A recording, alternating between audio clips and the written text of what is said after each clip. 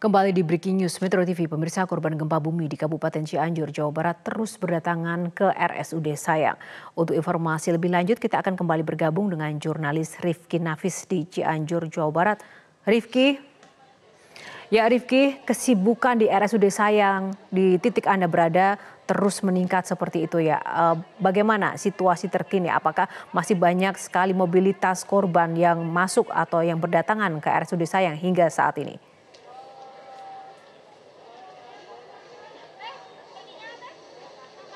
Baik Yohana dan juga pemirsa, memang saat ini kesibukan masih terus berlangsung. Seperti dapat kita lihat sendiri, pihak medis masih berusaha untuk memberikan perawatan ataupun pengobatan kepada korban gempa Cianjur ini. Dan juga memang dari tadi masih banyak ambulan yang memasuki kawasan RSUD Sayang Cianjur ini, membawa korban-korban baru yang memang terus berdatangan dari sejak siang tadi. Kemudian hingga saat ini pukul 22.35 waktu Indonesia Barat masih terus berdatangan.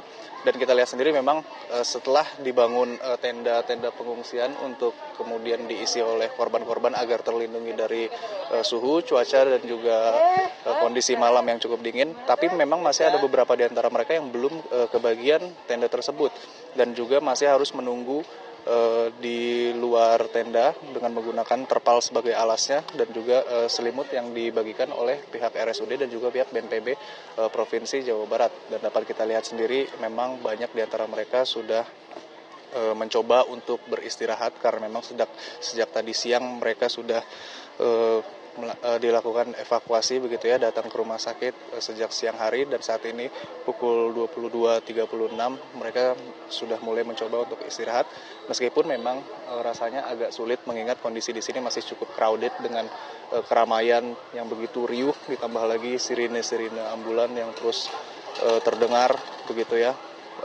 berasal dari kecamatan-kecamatan setelah evakuasi dilakukan dan mendapatkan korban-korban baru. Dan dapat dilihat juga memang ini ada banyak korban-korban yang berusia di bawah umur dan juga orang-orang tua.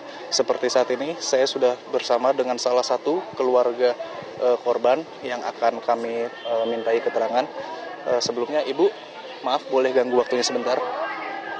Kalau boleh diceritakan ini bagaimana kondisi kerabatnya bisa ada atau dirawat di RSUD Cianjur ini, apa yang terjadi? Tahu, nanti nanya dulu ya sama suaminya. Suaminya di sana anak. Terima kasih Ibu atas keterangannya, mohon maaf mengganggu waktunya. Dan itu tadi memang ada beberapa di antara mereka korban-korban gempa yang saat ini tengah menerima perawatan memilih untuk beristirahat, tapi kami juga masih melihat ada korban-korban yang baru datang begitu ya, sehingga memang masih menunggu perawatan. Dan saat ini kami juga sudah bergabung dengan salah satu ini korban.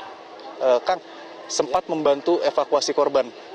Kalau buat evakuasi korban belum ya. Tadi ini juga ada panggilan dari warga langsung merapat ke lokasi.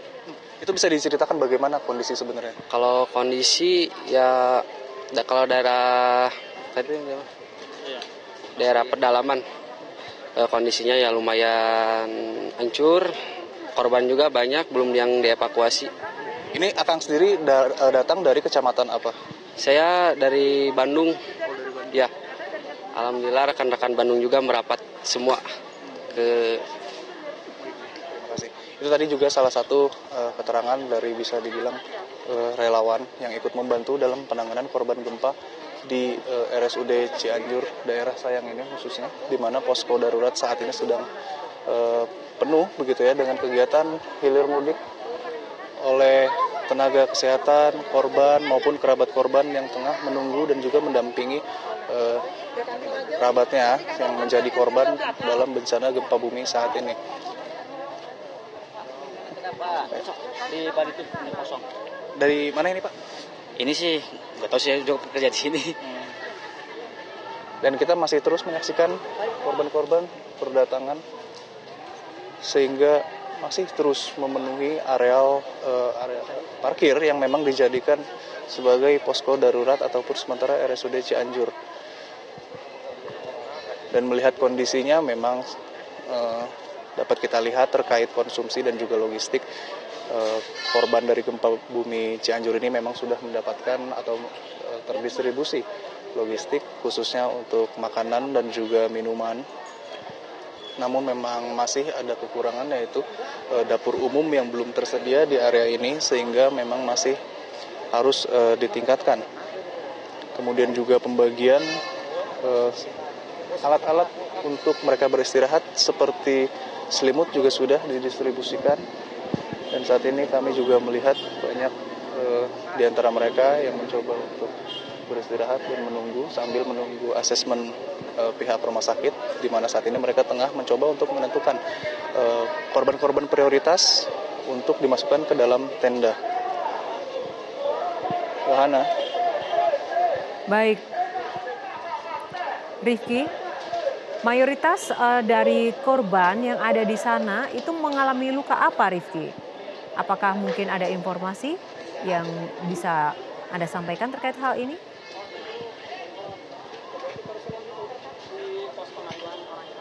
Baik, Yohana dan juga pemirsa, terkait luka yang mayoritas dialami oleh korban gempa bumi Cianjur ini, memang pihak rumah sakit sendiri belum bisa memberikan keterangan resmi terkait luka dan pemeriksaan yang mereka lakukan.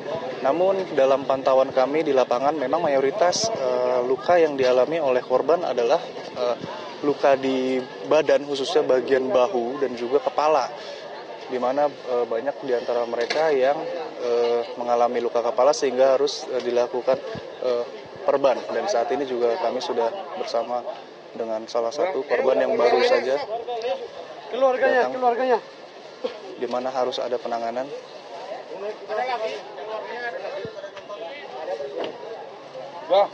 Awas.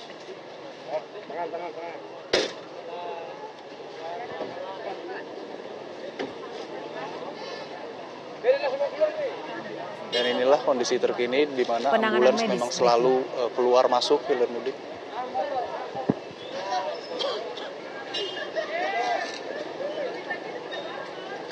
Bagaimana? Maaf.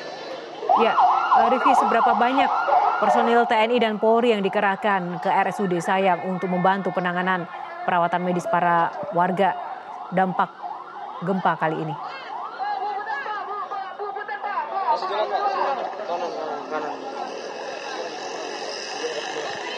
Ya, Yohana dan juga pemirsa, memang terkait dengan jumlah personil ini kami belum bisa memberikan keterangan pastinya terkait berapa jumlah sebenarnya yang diturunkan untuk membantu penanganan. Tapi memang dalam keterangan ini dari berbagai pihak diikut sertakan atau dilibatkan, seperti halnya tim SAR.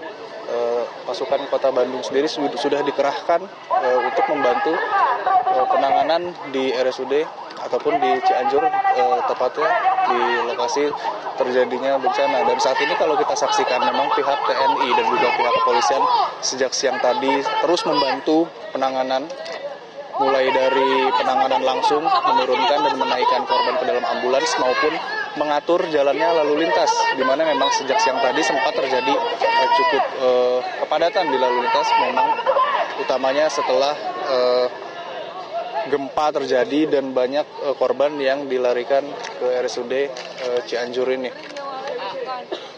Namun untuk jumlah pastinya kami sendiri masih belum dapat menerima informasi pastinya. Namun memang dalam pantauan kami cukup banyak pihak yang terlibat, sehingga masih cukup dapat membantu proses penanganan, penaikan dan penurunan korban dari ambulans. Yohana. Baik, saya juga melihat tadi ada seorang ibu yang menggunakan pengeras suara. Apakah itu petugas yang memang mengatur lalu lintas atau seperti apa, Rifki?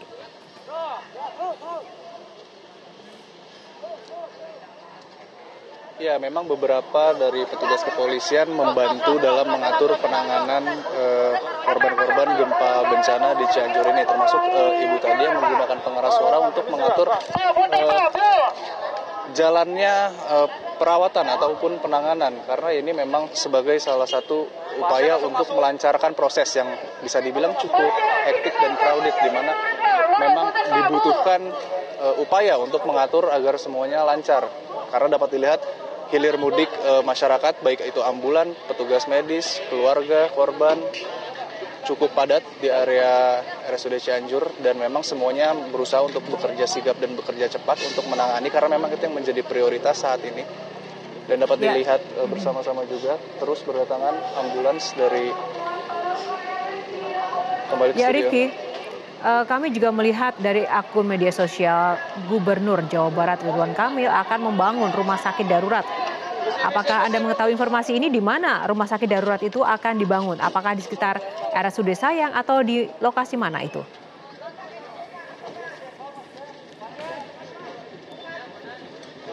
Baik, Yohana dan juga Permisa, terkait dengan RSUD darurat, kami sendiri belum menerimanya karena saat tadi sore Ridwan Kamil mengunjungi korban itu masih dalam proses peninjauan, gitu ya, asesmen dari Ridwan Kamil untuk melihat bagaimana kondisi terkini korban yang ada di RSUD Sayang Cianjur. Namun memang setelah dari RSUD ini beliau mungkin dengan timnya baru merancang rencana untuk membangun RS cadangan.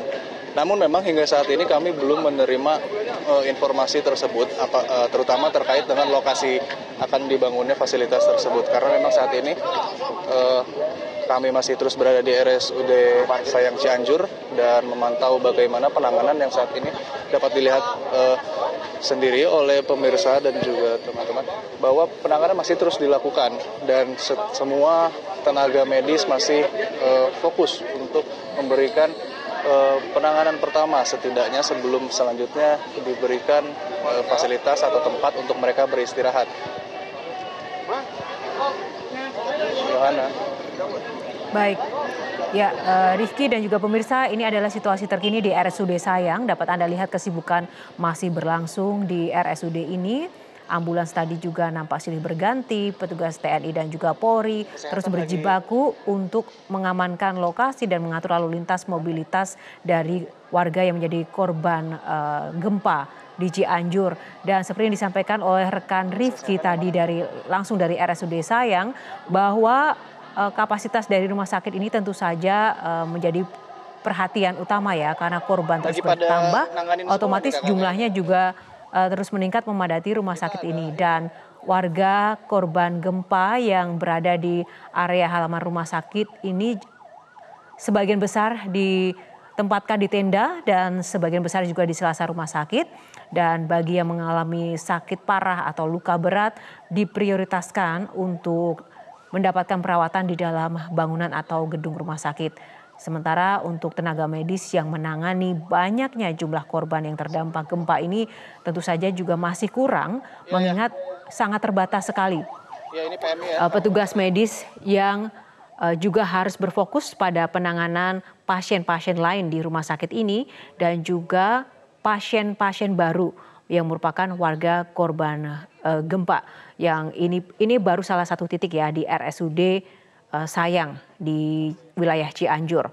Sampai tadi rekan kami Rifki melaporkan beberapa waktu lalu sampai dengan saat ini kami masih melihat ambulans tidak putus atau tidak berhenti terus berdatangan untuk membawa satu persatu korban yang mayoritas kalau kami lihat dari korban yang diturunkan di lokasi ini mayoritas mereka mengalami kondisi kesehatan yang memprihatinkan.